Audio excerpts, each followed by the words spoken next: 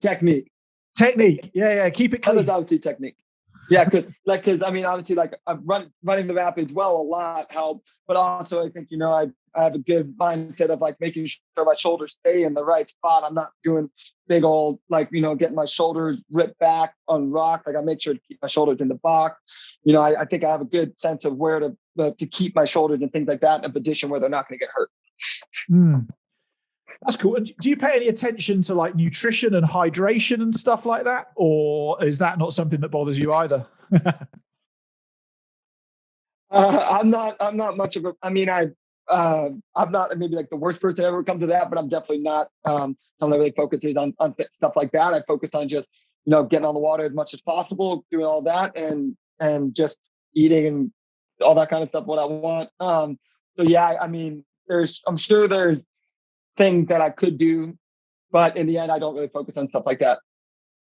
That's cool. Everybody's got their thing, hey? I spoke with Bren Orton a little while ago, and Bren got quite geeked out about the idea of eating the right stuff and whatever else. And I was like, oh, there we are. Yeah. Teach your own.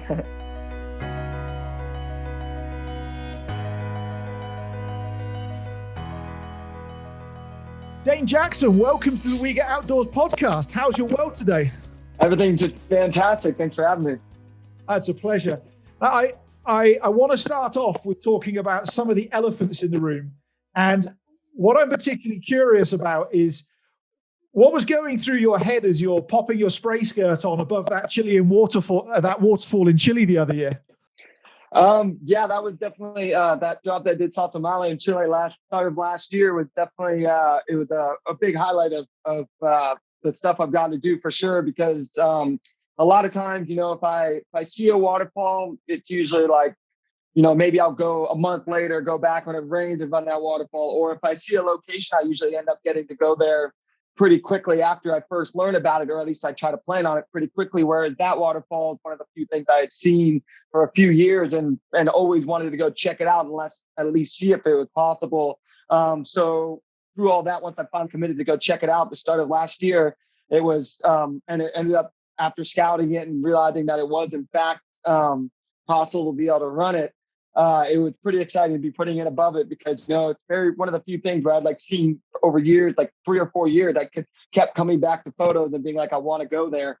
I want to go check it out. I want to at least see if it's possible. So that moment of actually being able to I'm about to actually do it, it was pretty incredible. I was more fired up than I was nervous. And listen, so when Tyler went off Paulus a few years ago, he had extra devices to clamp his spray skirt in place. He had a weighted bow of his boat. Like, did you do it clean or did you do it with extra gadgets and toys?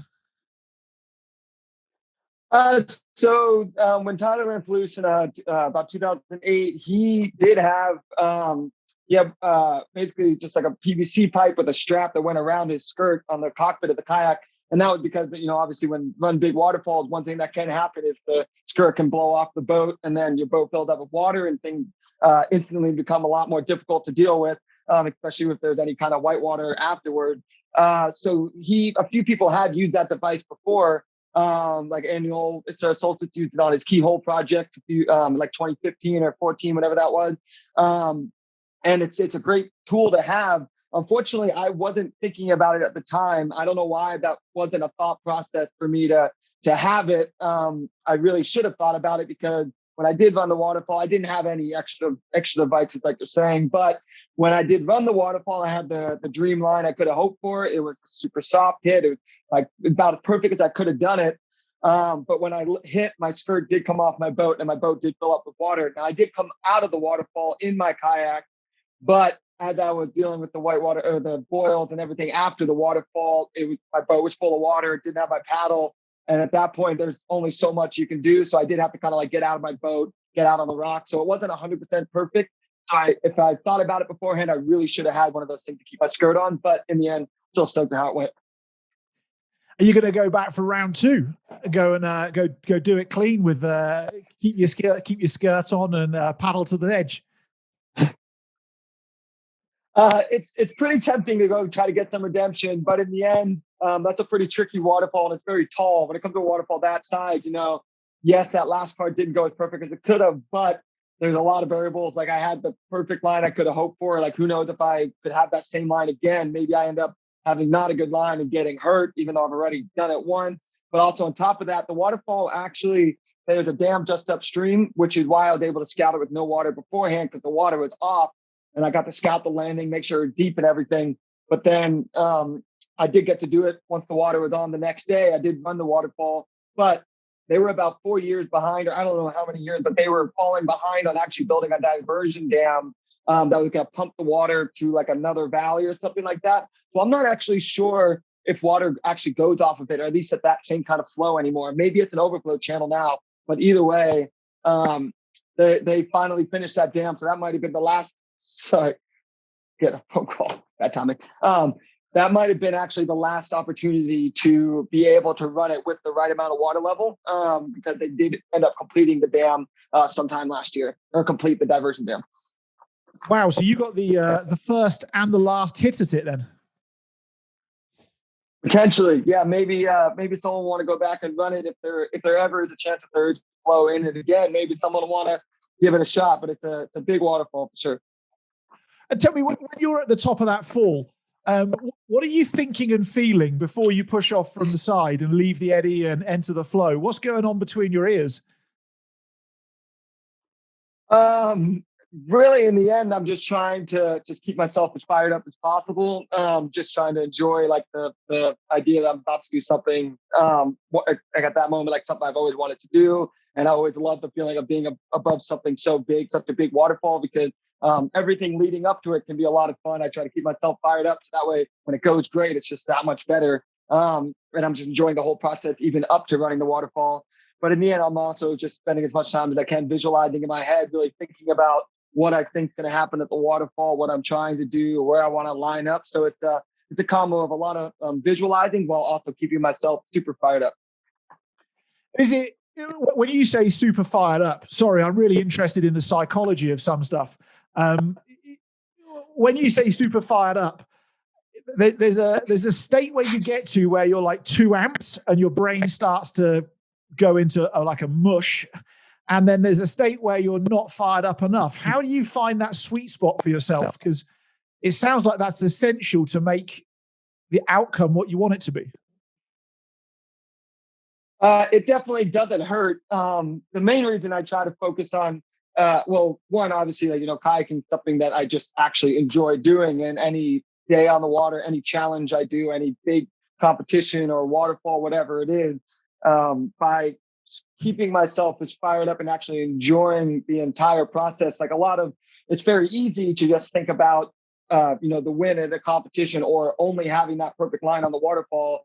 When you only focus on that, but don't enjoy yourself leading up to it, then sometimes that means you're probably not doing it for the right reasons. You're only thinking about the end result. Whereas I find for myself, by just hanging out with people, getting excited, just keeping myself like super stoked to do this because I actually do enjoy it.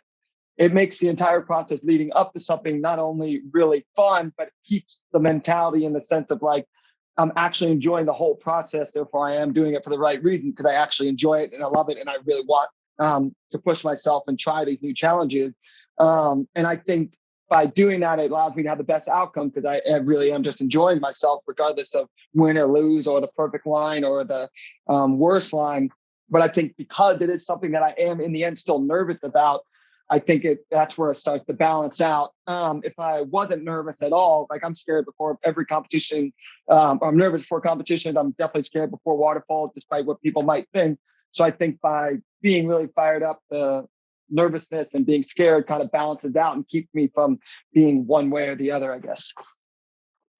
Yeah, it's interesting. How much, obviously the waterfall in Chile, and I've got a bunch of other stuff I want to talk about, but there's a whole load of really serious negative consequences for like one missed paddle stroke when stuff gets that big. Right.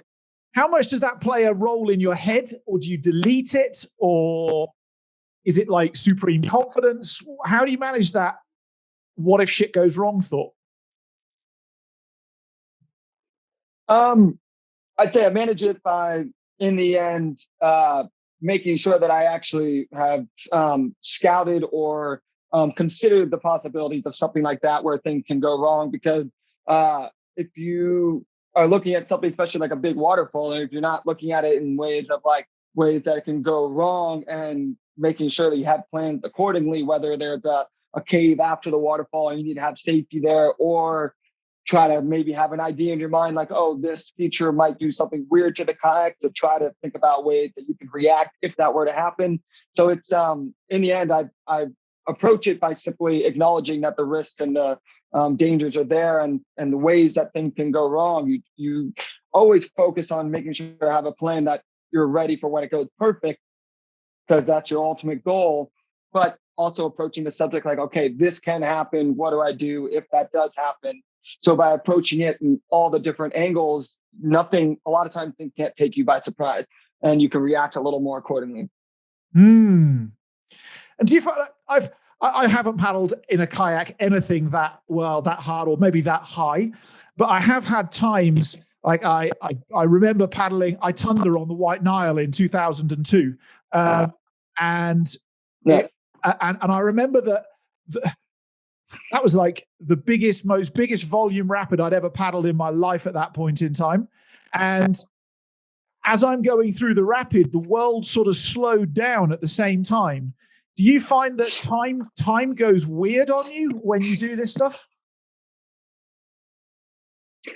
I mean, it's definitely, it's a fairly standard statement, especially in the kayaking world when it comes to something like waterfalls, where like in the end, like sure things kind of like slow down in a sense. They don't, it's not like everything gets sped up and it's over before you realize it. Like it definitely, like it feels like you're falling for 15 seconds if you're going down like 100-foot waterfall at a time, because you're like so focused on what's happening that I guess there is that kind of feeling of like everything's moving a little slower. Because when you're going over the lip of the waterfall, you're really focusing, you're staring it down, you're feeling everything out. So it definitely doesn't feel like it's over in an instant. You definitely feel like there's more. It feels like it slows down a little. I guess I should say yes. Not as much with a lot of the other aspects, but definitely with waterfalls. Yeah, it's funny because I was talking to Sean McCormack last week, who's a skydiver, Red Bull sponsored skydiver. Yeah. He does. He's been to the X Games. He jumps out of a plane with a board beneath him, and then one of his tricks is he spins in the air at the rate of 12 spins a second. And he says that's crazy. It looks like a blur, but to him it feels like it's in slow-mo. And it's just a weird thing that seems to happen when you push yourself to the nth degree. It's like somebody slowed the world down. Yeah.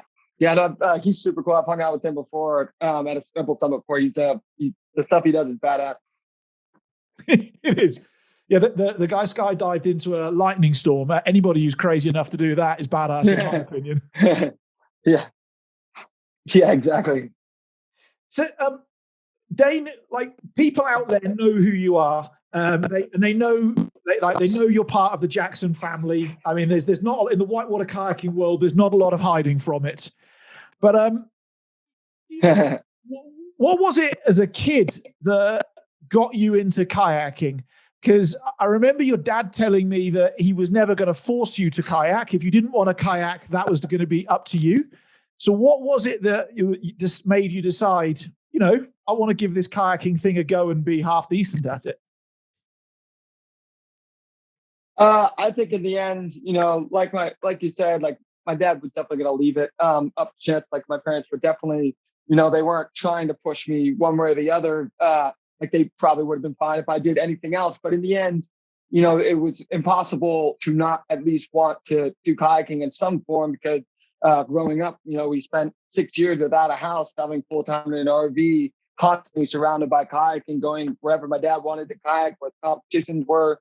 So even if I wasn't trying to find ways to sit on my dad's lap in a boat or steal someone else's boat and go paddle around the flat water, I was still around the river, whether swimming in it, playing with little kayaks in it, watching kayak videos. So, they left it. My dad pushed me they put me in the boat in the best way. They approached it like, hey, I want to take you kayaking, or they would push me a little harder. But then it wasn't in the sense of like, I'm only doing it because they want me to do it. It was always like, hey, I want to go kayaking more because this is so much fun and I'm watching it all the time. And I want to do these things that all these other people are doing. And once my sister and I learned how to actually like roll when we were I was 8 and she was 11, that's when things were like, okay, now that we're learning and we can actually start kayaking with my dad in more places, that's when things really started to progress. But, you know, when I was growing up, I did a lot of skateboarding when I wasn't quite ready to go paddling with my dad. I did a lot of skateboarding and I thought I was going to be a pro skateboarder at first and just kayaking as well. But then once I really made that first step on like becoming better at kayaking, it became like pretty like, this is why would I want to do anything else? This is just so much fun. I'm with all these awesome people going to these amazing places and get to do it with my family. It's hard to beat that. So it would be hard not to end up being a kayaker with the childhood that I had, but they never forced it upon me. It was always kind of, it felt like my choice most of the time. Do you remember any like childhood aha moment where you said, right, I'm going to put the skateboard to one side and kayaking, this is for me? Was there one particular moment? I can't necessarily think of a moment, but I think as soon as, I watched a lot of kayaking videos, but I also watched a lot of skateboarding videos, wore Tony Hawk clothes. I went, a lot of the places we ended up had skate parks, like in Colorado, had skate parks next to where the rivers were. So I was able to do both. But in the end, I mean, I feel like I stopped skateboarding when I was about 8 or 9, like right around the time when I started getting a little better at kayaking and actually able to like kayak with my dad more often. Like I did a lot of kayaking growing up. Once I learned how to roll the kayak back up, I feel like that was the moment where it's like, okay, let's just go kayaking all the time. Now I get to go kayaking with all these people and all these places all over the world rather than, maybe getting a kayak a few times. Yeah, that's cool. And I guess you had a lot of your friends when you were a teenager were like 8 or 10 years older than you in a lot of ways. They're the guys your dad was that were chasing at your dad's heels sort of thing in competitions. Yeah, no, I definitely, when it came to the community, there were some other kids in kayaking for sure, or I'd end up in places in like Colorado or Canada where I had friends that might not have been always kayaking at the same level I was, but at least I could hang out with them. But for the most part, I was pretty much always surrounded by people that were older than me. What an upbringing. So homeschooled in an RV for 6 years. One of the questions I've got is, your mum in the kayaking industry is like a hidden gem. Everybody knows that she's there. Everybody sees her, but like she dodges all publicity. What role does she play in like supporting you and moving you forwards with kayaking? Obviously, your dad's a natural inspiration. He was one of the world's best whitewater kayakers himself, still is for many years. But what about your mum? I mean, in the end, in a lot of ways, it's, that could be the whole podcast itself pretty much. But in a lot of ways, I think the biggest thing is that I don't think that like a lot of what we had growing up, as well as even before we came around, when it was just my parents doing what they wanted to do, what my dad wanted to do, I don't think it would be really hard to have one without the other. Because, like, my dad always had my mom there to support him and the things she did. And she basically did, like, from the beginning, it seems like, and all the way to today, her only focus was making sure that all of us got to do what we wanted to do, even if it wasn't the best situation for her, like whether, she would run the shuttle, even if she had to sit at the takeout for 6 hours. Sorry, phone's ringing. Even if she had to sit at the takeout for 8 or 9 hours. Sorry, should I wait for that phone to ring? Where's that phone?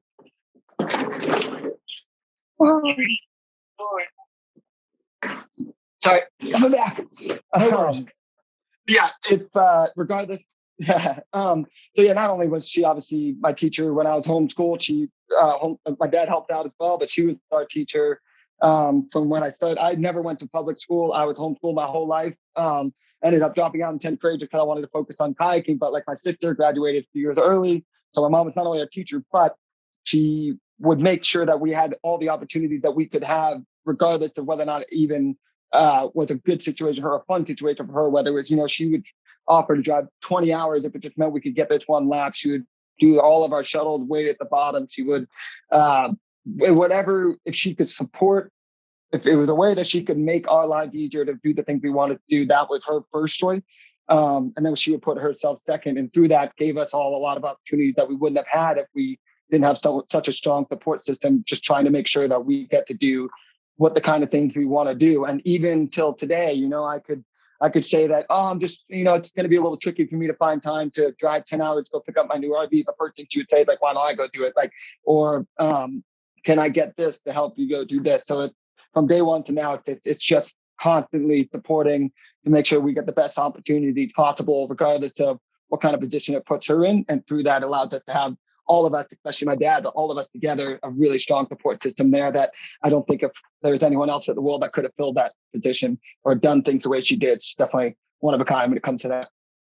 Yeah, it's incredible. I think in everything in the outdoors and an extreme sport, there's always a whole series of unsung heroes who hold the camera, hold the throw line, drive the shuttle, and they never actually get to be on YouTube or get to be seen by anybody, but they're actually the people who make that shit work. Yeah, definitely. If we have a support system like that, that's the kind of stuff that people don't see very often. That's it. I interviewed a guy who summited K2 last week in the Himalayas, and he's like, the thing that nobody tells you is 8 Sherpas got to the summit a day before us and put all the ropes in, and then they left the summit with the ropes in, and then we went for the summit. Like, we weren't the first people of 2021 to get up the summit. The Sherpas were there a day before us.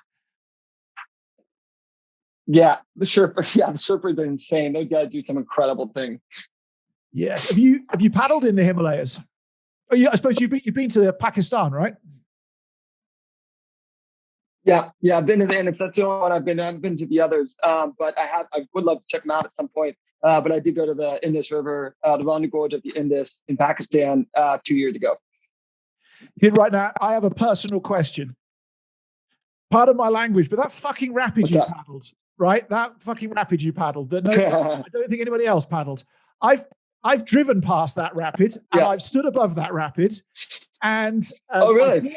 I've walked around that rapid, and in my mind, and Daz, do you know Daz Clarkson, the guy who did all the rivers off Everest?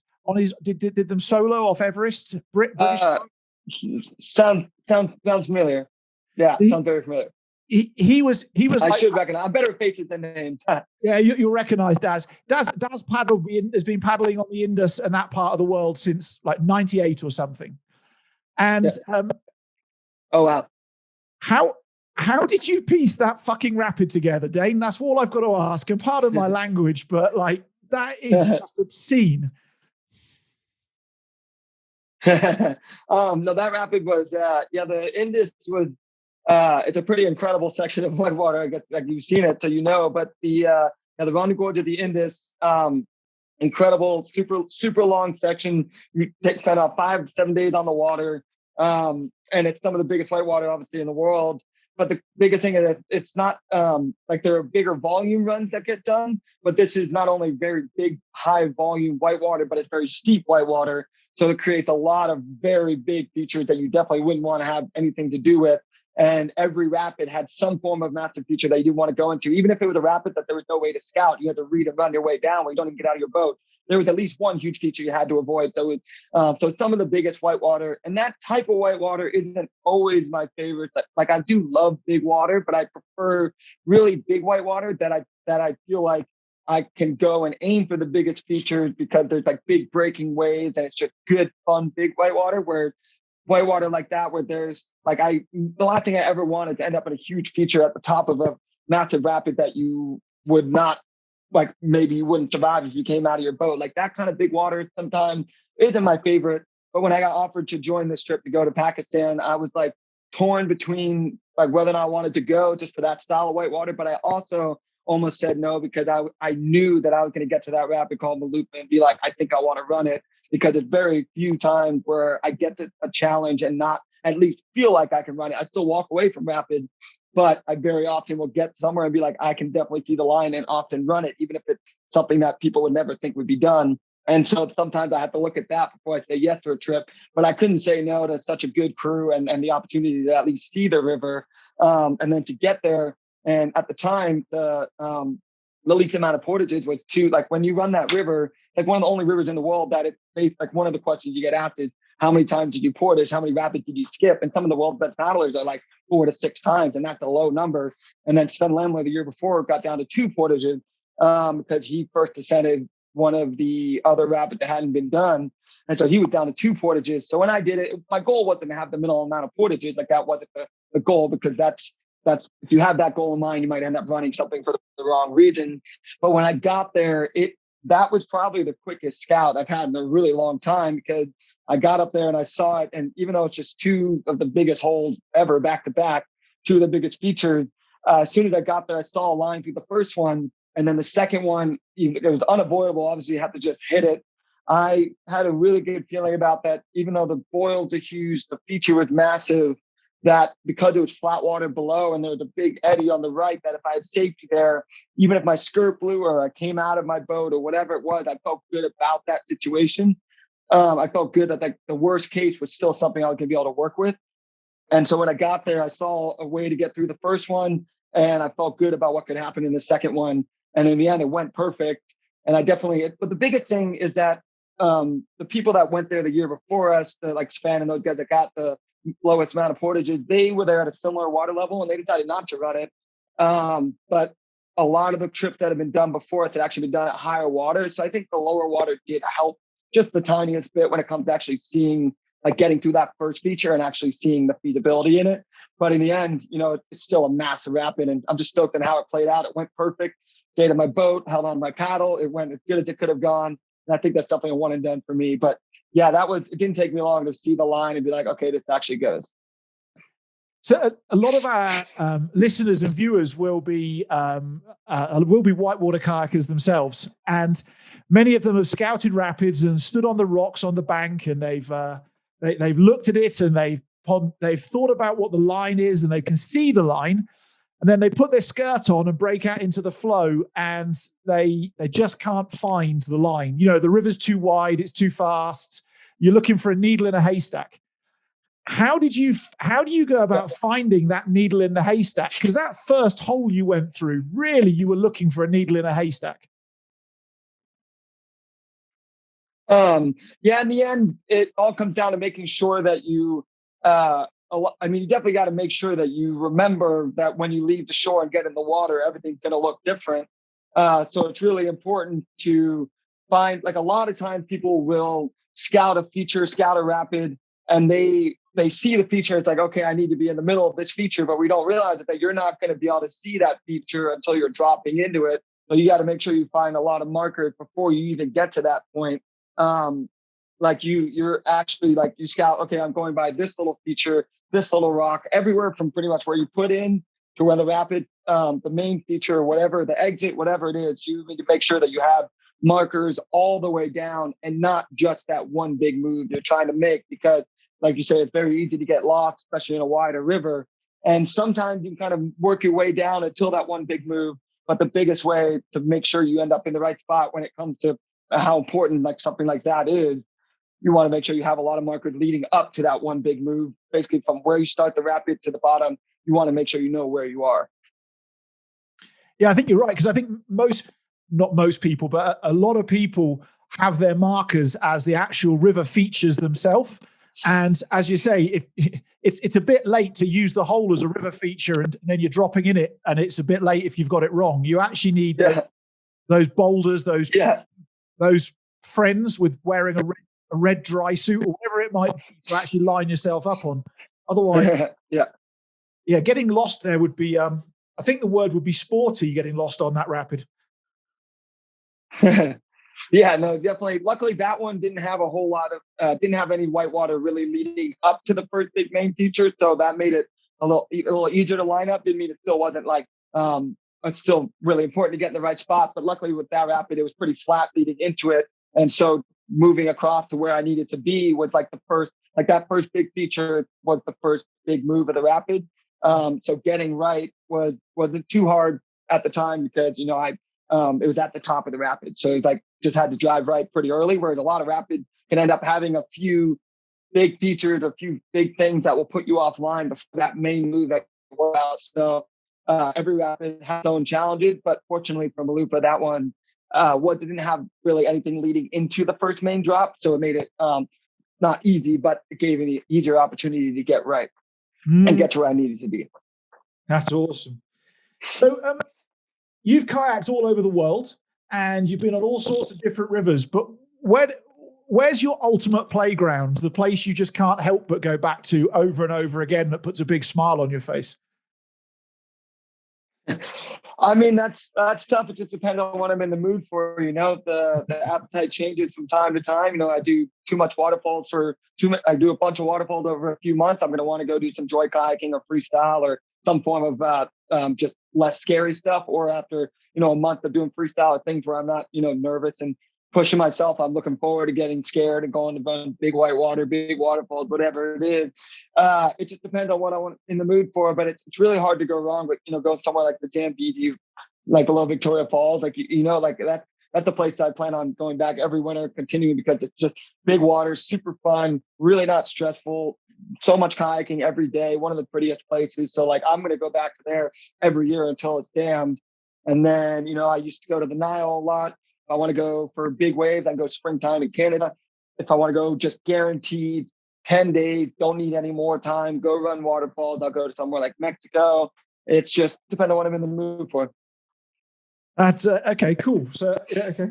I've got like 3 places in the world, by the way, that if you said go, where do you want to go to? I've got 3, but I guess you've got more opportunity. Mm-hmm. How do you, with the amount of boating that you do, how do you get to go and ensure that you're not injured, you're recovering from injuries, you're staying in the best state possible? Do you have a strategy, or do you just say, I'm young and I can just push it hard and life will be good?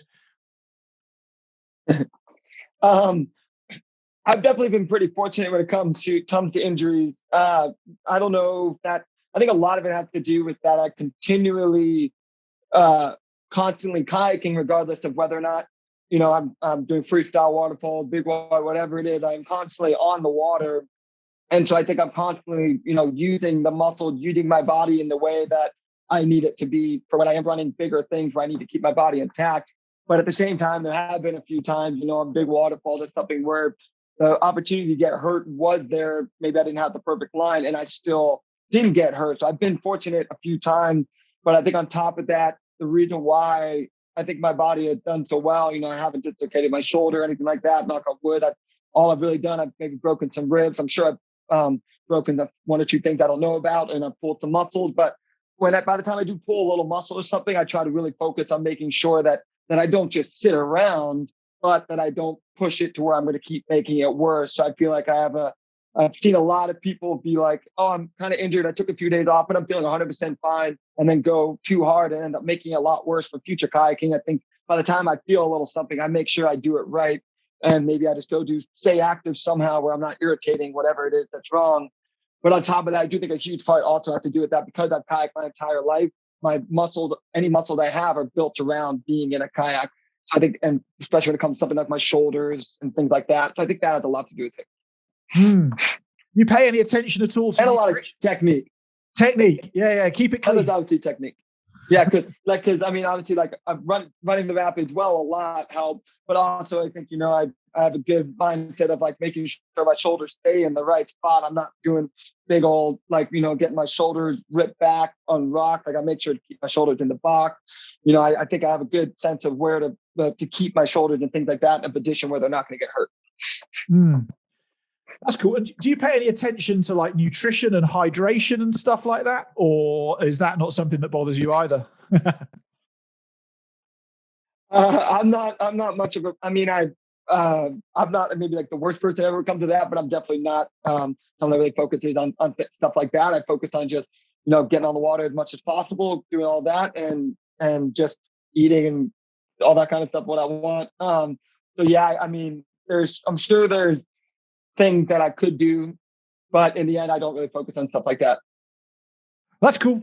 Everybody's got their thing. Hey, I spoke with Bren Orton a little while ago, and Bren got quite geeked out about the idea of eating the right stuff and whatever else. And I was like, oh, there we are. Yeah. Teach your own. Now, more recently, you've been, or I've observed you doing, combining running waterfalls and freestyle together.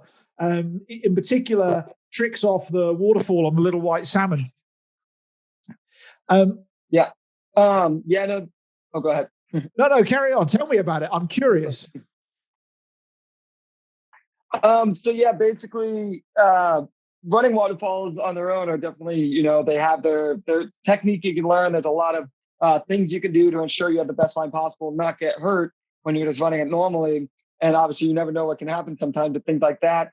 When it comes to doing tricks and freestyle for waterfalls, for the longest time, I never was a big fan of it, only because it kind of eliminates a little, at least for a long time in my mind, it just eliminates a lot of the control you have to really set your angle right, or make sure you're landing in a certain position that makes sure you're not going to get hurt. When you do a trick off of a drop, it often can make the boat, land in weird ways. It's hard to get it back down to where you want it to be. Like, it always just kind of seemed like it kind of put you in a weird position to even have a great line. And then there's definitely good opportunity to get hurt, and people have gotten hurt doing it. And obviously, growing up, I've seen a lot of downriver freestyle. Like, I'm definitely not the first one to start doing it. I watched a lot of people back in the day, Riot days, whatever it was. And then, Ruster did for the longest time, but super fired up and downriver freestyle, did a bunch of badass stuff. And then in more recent times, Annual Salt has also been super fired up and downriver freestyle. He doesn't do as much of it, I think, these days, but for a while, he was like all about it. Like, okay, I don't know why I just said that. That was a completely inaccurate statement. Just rambling on, you can edit that part out. Annual has always been fired up and down for freestyle. And even these days, after 10 years or however long he's been doing badass stuff, he's still doing insane stuff. I don't know why my first statement went the other way. I apologize to Annual and everyone, because he just got done doing a project in Chile on one of, 50-foot drop, where he did not only a double rotation off of it, he also did a backflip and a bunch of other cool stuff. And then 2 years ago, he's doing a bunch of stuff on the same waterfall on the Little White Salmon. So Annual's been one of the few people that I've been able to watch do a lot of really incredible downriver freestyle and get me fired up on it as well. And for the longest time, I'd always just been like, it just seems like a way that I don't want to get hurt. Like, I'd rather just run a waterfall clean and not worry about, landing in a weird position and potentially getting hurt. But over the last few years, as I started to kind of get a better technique and not only doing a single end, like a back free wheel, or doing what's called the Cobra flip, or things like that, I started to realize that there is a little bit more control than I initially thought. So over the last year in particular, I've just realized that, as I start to realize there's technique and control and things I can learn to help me ensure not only do the trick right, but land the waterfall in a way that I'm not going to get hurt, I've started to realize I might be able to take it to more places than I might have initially thought. And that's allowing me to take downriver freestyle to whether try a bunch of different stuff off that drop on the Little White Salmon, and do the back free wheel off Sahaley, which is like 70 feet. I'm starting to realize that I actually can develop these techniques to push it to different places I wouldn't have expected, while making sure I don't get hurt. I know that the answer is the limit is wherever you want the limit to be, but how far do you reckon Dane Jackson can push the limit with tricks off waterfalls? It just depends, everything kind of comes, I think everything to me, I'm not sitting here, I a lot of times, it wasn't like 5 years ago, I was like, one day I want to be able to back free wheel an 80-footer or something. Everything kind of comes to me as it got pretty naturally, because I'm constantly doing different types of kayaking.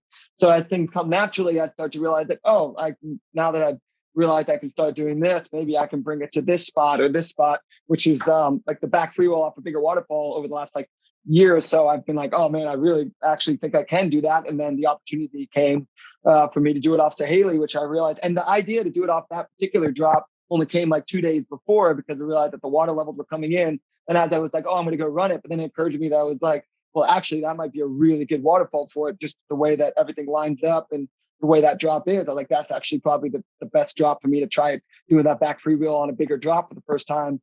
And now, having done it, I think I can try it other places. But, I've got my eyes on a few things, and I can't say in particular where, what right now I'm working toward being able to do it in this particular spot. But as I'm starting to notice I have more control than I might have initially realized, and I can develop more technique to do it better, I think there's a lot of really incredible places that I could potentially push it. For an outsider looking into your paddling seems quite opportunistic. So I'm in this place, the levels are good, I feel good, there's an opportunity, I'm going to go take it. And I'm curious about, is that the truth, or are you scheming months or years in advance in your mind about what possibly I could piece together with this particular drop or this rapid or this whatever. What's the balance for you? It depends, a lot of times, maybe you see something when you weren't quite as good, and then you're going to have the opportunity to go back. Like, maybe like, if I had done the Innis 5 or 6 years ago and had seen Malupa, maybe I would have been thinking by going back in 2019, I remember seeing this rapid.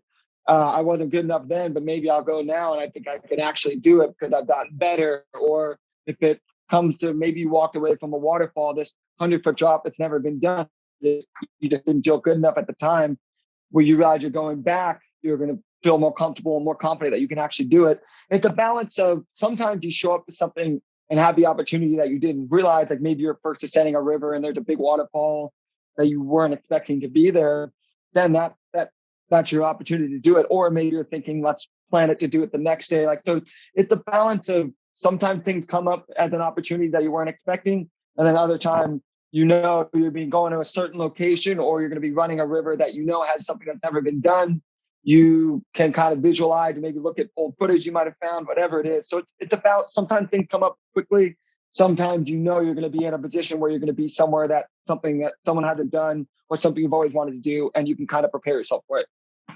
It's very interesting. Everybody has their own little strategy. There's some people who are busy planning stuff years and years in advance and working out how to get somewhere and do something. So you're obviously, but you're obviously sponsored by Jackson Kayak, a business that your dad set up. What's that, 10 years ago now, 12 years ago? Yeah, we started the process of Jackson Kayak in about 2002, 2003. And we got our first like fiberglass prototype sometime in 2003.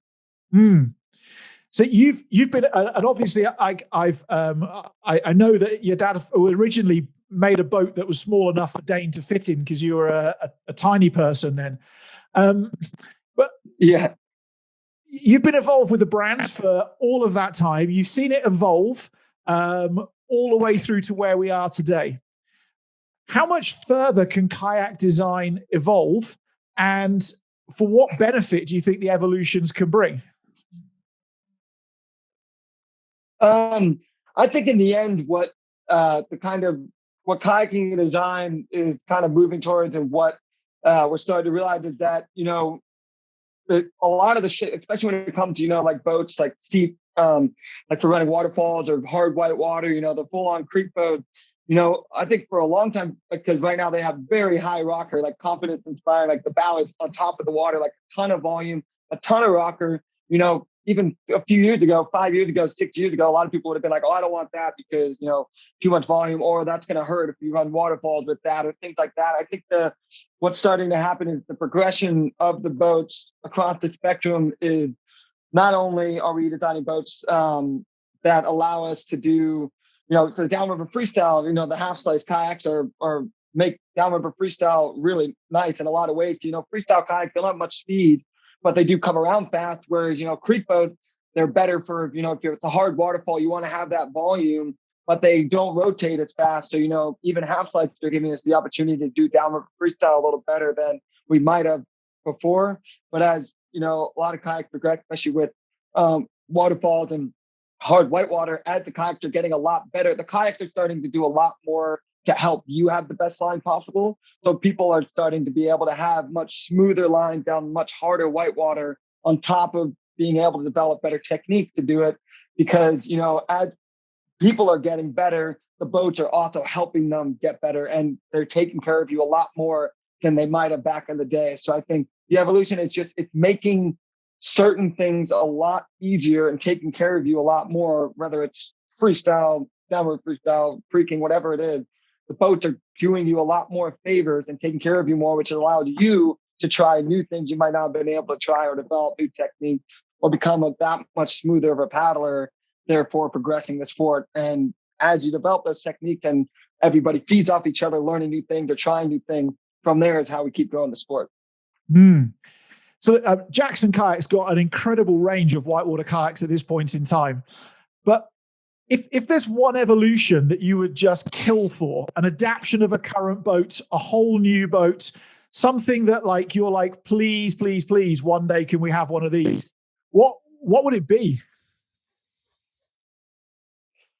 I mean, that's tough. I mean, there's not necessarily like a one and done. Like I'm not necessarily, looking for a 10.5 foot boat or anything like that. In the end, I like having this entire assortment of boats because no matter where I go, I know I'm going to have the style of boat I'm looking for, whether, going freestyle kayaking or if it's, going somewhere like the Zambezi or just a lot of really fun kayaking. I love having the half slice option because that's perfect for downriver freestyle, but it makes like every day on the water, you can mess around and have a really good time. And then for me moving forward, I definitely just want to continue to make sure that I have the best high volume, good boat for getting me down the hardest whitewater. Because as I run all this really insane whitewater, whether it's big water, steep creeking, California, whatever it is, I want to make sure that the boat is taking care of me and allowing me to not have to stress that the boat isn't going to do what I want to do, but instead focus on what I can do to be the smoothest paddler possible. Cool. By the way, you didn't really answer the question. Come on, what's that boat? No, I'm joking. You don't have to tell me. There's going to be a less volume in the back end. You don't. I'm very, I'm very, very curious. So everybody, when I kayak, I've got my own blend of like the environment, so the type of whitewater, or just whitewater, the kayaking itself, and then the people who I'm paddling with. For you, what's like? Would you still whitewater kayak on crap whitewater with people you don't like, or is there a particular blend that you need to have in place to have the best day ever? I mean, having the best day ever can always just be a matter of your choice on how you want to make it. You can make it as enjoyable as possible, even if it's the easiest whitewater. Obviously, on top of that, you got to make sure you're only surrounding yourself with people that'll either help you get better or just people you actually enjoy being around. Because if you're not, then what's the point of being in that position you're in? So it's a matter of, sometimes you get to go to these incredible places. Sometimes you're just doing the backyard run. You can make that backyard run just as fun as the opportunity to go somewhere else. It's just a matter of perspective, like trying new moves, trying new things, people you paddle with. So it's definitely a matter of perspective and how you approach the situation. But for me, definitely being surrounded by the right people can mean everything from just the enjoyment on the water, but also knowing that I've got people that have my back if something goes wrong. But also on top of that, people that we can actually feed off of each other and try new things and push each other and be like, oh, what if we try this? Or even, being surrounded by the right people can help you in the sense of if you're not surrounded by people that you can create media with and create content with and, shoot photos of each other, videos of each other. So that way, when you come back to the trip, you have something to show for it. Therefore, get more support from sponsors to then continue to another place for kayaking. So it can, across the board, being surrounded by the right people, obviously it can be everything from safety on the water, enjoyment, to even media. To that's definitely a huge part of it for sure for me. And how does that relationship with Red Bull work? I mean, Red Bull stepped up into the extreme sports environment in a big way in the past 10 years. What does it involve to be sponsored by Red Bull? And interestingly, one of the questions I get asked to ask the most is, how do I get sponsored by Red Bull? Now, you'd never believe how many people ask that question, but spill some of the beans. And I definitely get that question quite a lot as well. But the biggest thing, the main thing, I think the strongest move that Red Bull did a long time ago, when it initially started, I don't know, but as long as I can remember, it's always at least visually felt this way. But I think the smartest thing Red Bull ever did was it almost feels like athlete first and then brand. Like especially these days, like it's their focus is to be there to help you get the opportunities you might never have had if you didn't have their support. That's why you see the most ridiculous projects that you would never have ever thought of. No matter what the project is, Red Bull makes it happen because they go to you and say, what's your dream? What's your goals? What are you trying to accomplish that you might not have been able to without our support? And by doing that, they're thinking like, how do we make these athletes the best athletes in the world? How do we support them to be the best they can be? And then in turn, get that exposure for Red Bull, where, a lot of times brands, they're like, what can you do for us? Like, we don't worry about what you can do. It's all about what can you do for us? And that's a good relationship to have sometimes too. But I think the reason why you get to see these incredible things, especially in extreme sports, is that Red Bull goes like, what can we do for you? And then you're like, well, wouldn't it be incredible if we did this? And they're like, yeah, it would be. Let's see if we can make it happen. A lot of times they do. So I think that's the biggest thing with Red Bull. And why I'm super fortunate to be a part of that is their goal is to get me to these incredible places and support me. And like, how can I become the best paddler possible, or give me the opportunity to do things I might not have been able to do without them. And it's a pretty incredible thing to be a part of. Yeah, Sean McCormack said that a lot of people want to get sponsored by Red Bull, but you better be frigging good if you get sponsored by Red Bull, because when they say, what do you always want to do? And you tell them, and then they say, great, do you want to go next month? You better be ready for next month. Yeah. No, there's definitely, in terms of getting sponsored by Red Bull, there's obviously, if you're the most ridiculous like athlete in whatever sport it is. I mean, they have every sport you can think of pretty much. So, I mean, you definitely have to be very good in that sport. But on top of that, you have to, definitely show that you're going to be around for a while. You're someone that's not at the, top of the peak and they're about to drop out of the sport. You need to show that you're going to be a part of this sport and continue to push the sport as much as possible. As well as, there is one, I mean, I could be wrong, but there's definitely a little bit of fortunate timing when it comes to being getting sponsored by Red Bull. You could be the world's best person in a sport, but if they already have 3 people they might not be as good as you, but if they already have that many people, they're not thinking we need to fill another one of those spots. They'd probably rather put that in a sport they don't already have, because they already have such a strong presence. So I think there's a slight bit of fortunate timing, but in the end, there's a lot of other factors that come into it as well. And for all you have those, to be good enough. You have to be good enough for them to be like, we should be looking into this guy. Yeah. So for all those youngsters who are listening and they're watching and they're like, I want to get sponsored one day, and that's their driver. Is that really a sensible driver, or is getting sponsored as good as people think it is? Because a lot of people hold it as like the holy grail of, oh my gosh, I've got to get sponsored. And what's your thought around that? I think anyone can have their whatever drives them. They can have whatever they choose as long as it's for the right reasons. If getting sponsored simply means I just really want to be able to go kayaking more and go to these incredible places, but I need more support from brands in order to make that happen, simply because you love the sport you're doing, you want the ability to be able to do it more. That's a good driver, because you're like, I want to be able to go kayaking more, and through that, I want to support that brand the best possible. So they want to keep supporting me to get to these incredible places.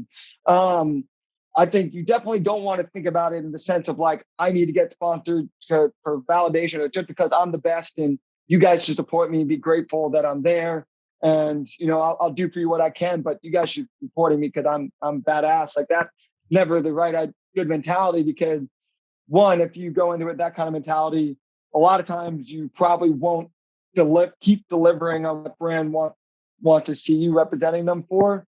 But also, if you were to ever get dropped by a brand, they're going to be like, oh, screw them. They don't know what they have. It's their loss. And then you can get burnt out pretty quickly, because if you keep going down the mentality, a brand doesn't want to keep supporting you. So a brand should be not only a pleasurable opportunity to be able to work incredible brand, and through that, they should want to keep supporting you to do what you're doing, because in turn, not only you getting what you want, you get to do the sport you love, but you also go to them and bring to them stuff that like they might not have been able to get before. Like when I go kayaking, like skill alone, I think kayaking, this is more in kayaking than maybe I'm sure some sports have a similar struggle, but like for kayakers in particular, you have to remember that, there are ups and downs to having a smaller sport. One of the big upsides of having, a smaller sport, a sport like kayaking, is it's very rare do you ever get to meet anyone that they're not just kayaking because they love kayaking, they actually enjoy it. Like, there's not necessarily fortune and glory just by being good enough. Like you actually have to work to be a kayaker, especially a professional kayaker. Skill alone can only get you so far. That'll get you attention. It'll get you results. But if you ever dwindle from that skill, you're going to you still got to work. You got to find ways to make kayaking work. Everything you do has to feed back into continuing the kayak, even if it's not the most stable, even if you have to spend all your money by doing that. Like what I do is that I could do no work. I could have my sponsors do no work and just do the kayaking, and I would probably be okay. But if I were to ever think that I need to slow down, or I don't want to do waterfalls, or I don't necessarily want to compete anymore, that might hurt, because that kind of exposure is where the skill level is like, oh, Dane's still winning Norfolk. He's still winning the world championship. If that were to stop, what else am I bringing to the table? Whereas what I do is make sure that if a brand supports me to go somewhere, I make sure that I have all my camera gear. I'm going to be shooting photos of my friends, and they're going to be shooting photos of me. I'm going to be creating as much content. I'm going to be doing Instagram, YouTube. I'm going to be bringing all this incredible content back to the brand that they wouldn't have had if they didn't send me there. So for me, I always feel like what they do is they get me to where I want to go, and I'll take care of the rest, the way I try to treat it. Because if you just rely on, hopefully these guys will make it happen for me, especially in a sport like hiking where we kind of have to do everything ourselves anyway, you got to be careful. It's like it's all about finding ways that you can bring more to the table than just what you're doing on the water. Whether it's cool ideas, creating content, YouTube. I mean, some people even teach kayaking and then travel in the winter. So it's all a matter of finding ways to make something work with your kayaking, so you can kayak much longer and keep brands happier longer and be more than just, a kayaker who's really good at this moment in time. Yeah, I reckon that what people see and then what it involves are actually two very different things. I think that's what you're saying. So people see you boating on the Zambezi in high water. I bet what they rarely see is the hours spent on a laptop downloading SD cards onto an external hard drive and then sending it up to Dropbox or whatever, because that can take hideous amounts of time all on its own. Yeah. It's definitely it's hard work to be a pro kayaker and to do it as a full-time thing. And sometimes it's not always the most stable. Sometimes you have to just, like, all the money I make goes straight back into my kayaking. Like anything I make, it's like that's going right back into my next plane ticket, my ability to go to the West Coast to go kayaking, whatever it is. Everything I do funnels right back into my kayaking, and it's hard work, but that's because, and I'm willing to do it because all I want to do is go kayaking and have fun and go to these incredible places. So yeah, especially for younger people that are kayakers, just, results are good. Running 100-foot waterfall is great, but all those things are just a matter of what you're going to do with those opportunities for the sport and for the brand, not necessarily what they can do for you at times.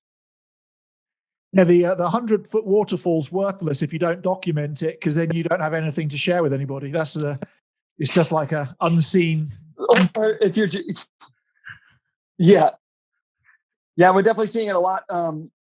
We definitely see it at times where a younger paddler runs a pretty infamous rapid. They're doing it because they want to be able to say, "Oh, I ran this rapid," even if their skill level doesn't actually mean that they're good enough for it.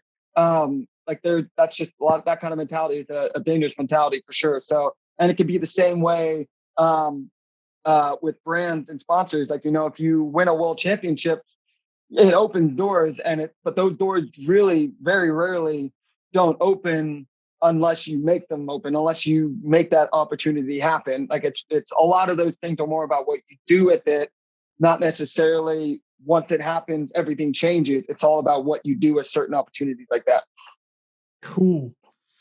So switching it up a little bit away from sponsorship, and I bet you've been asked this question a bunch of times before, but when I was a boy coming up kayaking, a youngster, your dad and Sean Baker in particular, being a Brit, like those were the guys who I was following. That was the inspiration. And never in my wildest dreams did I believe I'd see Tyler go off Paulus. And I wonder. Okay, geez. If I think back to like 97 when I was boating, like never did I believe that would happen. So this is like two parts. Do you think you or somebody else has got a drop that is bigger and still safely doable than Paulu's? And if so, how high can we go without a parachute, obviously? Yeah, definitely. Even back then, like running 100-footers now, like the amount that waterfall running has come in terms of technique and also the ability to have good lines on these drops that people might not have thought as possible. And even just the amount of people that run the triple-digit waterfalls, like 100 plus these days versus 3 years ago, 4 years ago, is insane. As people are getting better, they're getting more confident and more technique to be able to run these drops. But I think even, especially back then, Tyler running Palouse was like, he had only set the world record on the 100-footer like the year before on Alexandria. So, I mean, that was a huge step up, even for, it's not like even these days, it would have been a step up, but to do it back in like 2008, 2009, whenever it was, that's like a next level step up. Someone like myself, like I think the opportunity as I've run more 100-footers and gotten better at running waterfalls, I see Palouse and it looks a lot more reasonable than it might have a few years ago. But in terms of whether or not I want to run that and be the fifth person to run it, I think I would rather, the hard part for me about Palouse is like, it's just, I don't know how a drop gets much. There's going to be a drop. Someone is going to try to break the world record sometime soon. I don't necessarily particularly think it's myself. I'm not sitting here thinking I want to break the world record, but like I said earlier, if I happen to, I feel the most confident in my kayaking and I come across a drop that has that opportunity, maybe I will feel up to it, but I'm not sitting here thinking I want to break the world record, and I probably won't try to break the world record, but I'm not saying no, because who knows, that opportunity might be there. And I'm not going to just count it out now because I won't know until I find that perfect drop. But the hard part is that Palouse is about as good as the drop gets at that size. There's got to be something else done out there. But I mean, that thing is flat water to flat water. The first 30 feet of it, set your angle nice and vertical. It's a really incredible drop and it's super badass. All four people have done it. It's like next level. I probably won't run Palouse because I don't necessarily want to be the fifth person. And I also don't necessarily would the drop to have a little bit more like I'm actually setting the angle myself rather than, paddling out of the flat water, falling off and then coming out the other side. Like that drop does a lot of the work for you. Doesn't mean it's badass, but I mean, that drop does a lot of it for you. And I think by the time I'm going to push myself on something that side, wait for potentially the opportunity to, if there is something, to go a little bit bigger. It strikes me that it's almost finding the drop is harder than actually finding the person to go paddle it. Because I don't think I've ever seen a water that's more good to, I won't say, not that I was ever capable of good to go on that, something that size, but you're right. It's terrifying. It's huge, but it's obvious. And like all the components you want to be obvious are obvious. And I've traveled all over the world with my boat, and I have never seen a waterfall bigger than that's that obvious. Yeah, there's definitely a few drops.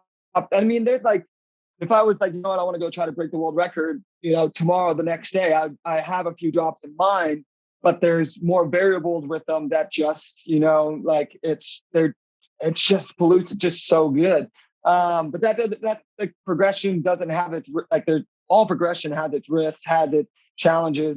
And, we, like if Palouse still had never been done today, people would probably still be thinking that, 100 feet is as tall as we're going to be able to go. People probably thought 100 feet was as tall as we're ever going to be able to go. And now it's like, I've done 7 of them, and a lot of people have done 100-footers these days. Like it's all a matter, like someone takes that step and then things go further.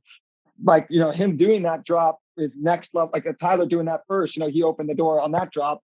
Someone probably would have done it today if it hadn't been done, but doing that, then starting the progression, but then all these other people showing that 100-foot waterfalls they're more out there than you think, but there's also a lot more technique you can develop to allow you to have the best line possible. Progression continues. And when it comes to pushing to the next world record, even into the 200 plus, the drops are there, the opportunities, there's drops around. It's just a matter of whether or not you try to push yourself on a drop that doesn't have everything you want, but you simply want to go for it because you're up for the risk, or do you wait for that potentially magic drop that we haven't found yet? So it's a tough one. But like if I wanted to go break the world record, I have a couple drops in mind that I'm like, yeah, that would be, or one or two that I'm like, yeah, I'll go do those. But at the same time, there's hopefully going to be a better one out there somewhere. But I do think someone's going to go for it in the next 4 or 5 years. Okay, that's cool. So thinking about the next 4 or 5 years, what do you see in your future? What can we expect to see on YouTube, Instagram? What projects are in the pipeline? I know a lot of it's chasing water, but what are you focusing on? I'm always going to keep doing, all aspects of kayaking.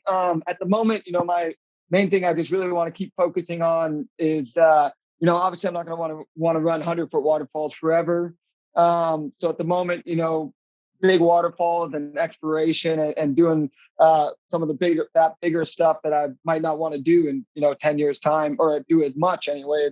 That kind of stuff. Like right now, I feel like I keep getting better, but as I keep getting better, right now I'm at a very good point in time in my career where I have a lot of confidence and technique when it comes to running things like big waterfalls and steeper whitewaters. So while I'm at this strong point and continue to get better is when I want to focus on more like exploration trips with my friend, like whether it's, Mexico, Pakistan, like wherever we go, Russia, whatever it is. Like I want to go to Iceland, like I want to go to all these places and continue to try to do more exploration in that sense.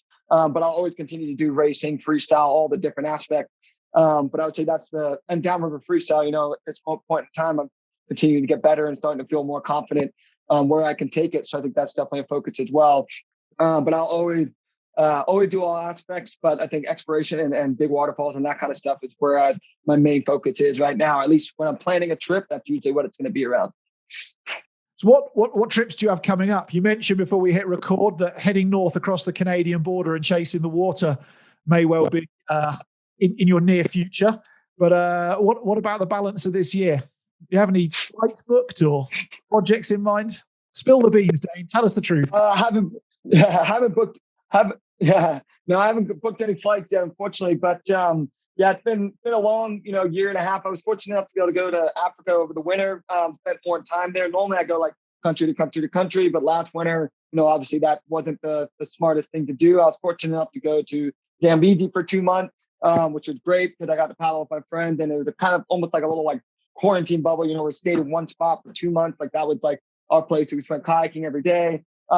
But I'm definitely ready to be able to get back with my crew and be able to go explore other places. Now things are starting to open up a little. I'm definitely hoping, I'm going to go to Canada. Canada, I wasn't expecting to open this year, but they're opening up in about a week or two, August 9th, I guess. So I'm going to go over there mainly because I haven't been to the Ottawa in 2 years, and I love going to that river, but I also have a lot of friends up there I haven't seen in 2 years. So that's more of like just getting up there and seeing people I've been missing. But as we get into the fall and the winter, I'm definitely ready to go explore elsewhere. I'm still trying to make up my mind with friends. Like we're trying to decide, October, November, December, like where's the best place to go? Where is water going to be best? And so I'm definitely, I got my eyes on some places, just really tough to choose between a few of them. That's a rich man's problem. I've got too many opportunities and I have to choose. Yeah, it's like, do we want to go to Brazil, Colombia, Peru, Mexico? It's like it's a good problem to have. Awesome. So Dane, my final question is there's loads of people who love boating, loads of people who want to do more and get better. What's your advice for those folks out there who just want to level up their game as a whitewater kayaker and have more satisfaction with a higher skill level, so on and so forth? What's your advice to those folks? I mean, in the end, just make sure that you're not only just enjoying yourself, regardless of, if you're in the best place you've ever kayaked or just your backyard run, like make sure you're actually just having fun, because if you're not enjoying yourself through the process of actually kayaking and learning to kayak, why would it be that much better when you get way better, or you have reached an incredible level you weren't expecting in the future? Like if it's not enjoyable now, like you're always progressing, you're always learning, you're always finding ways to become better. So therefore, if it's not enjoyable now, how is it not going to change in the future? So always make sure that you're actually enjoying yourself, making the most of it on the water, and having fun with the people you're with. But on top of that, don't forget that, it doesn't take the scariest whitewater or the most insane places, overseas, whatever it is, in order for you to progress. You can progress a lot more on your backyard run than you probably realize, or even in the easiest whitewater. A lot of people, I find that a lot of progression, a lot of technique I learn actually usually comes from times I feel comfortable. Like if I'm running a run that I've done a million times, and I feel comfortable in the whitewater, those are the times that I can try, doing different tricks, or, try catching harder eddies, doing harder ferries, or scouting a rapid in the way like, hey, I've never tried this line, maybe I can try this. Or getting out at harder places, sea launching off of rocks. So I think a lot of people don't realize that the progression can happen on even the easiest whitewater, as long as you're trying new things. But instead of just finding the same straight line every day, see if you can find new things you haven't tried before. And even it comes down to like surfing features, being upside down and getting used to that kind of thing. When you do all that in a position you're comfortable, once that actually happens in like a real life scenario where you didn't want it to happen, you're like, well, this feels familiar. I've dealt with this before. You're going to feel a lot more confident in that situation, especially when it comes to something like surfing out of features. So work on things and work on it in a place you're comfortable. So that way you can focus on the technique and the thing you're trying, and you're not overwhelmed by just how scared you are to be in that rapid or something you're actually scared of. Yeah, because I guess, my philosophy is always train to do, hey, dog, class 3 moves on, class 5 moves on class 3 whitewater. Go and when you're trying something new, the consequences are almost nothing if you screw it up, so you can push yourself properly hard.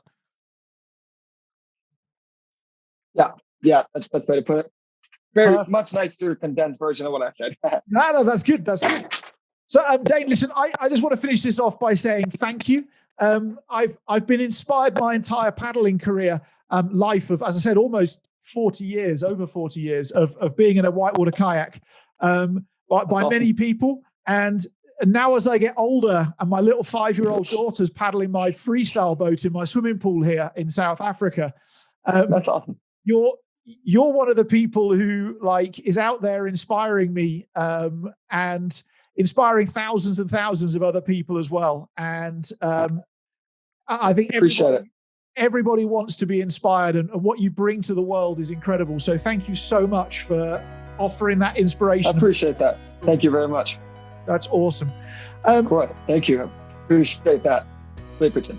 Cool. So listen, folks, if you want to follow Dane, catch up with him, social media stalk him, or any of the above, the links to Dane, to Red Bull, to his Instagram, everything else will be in the description below. Go check it out.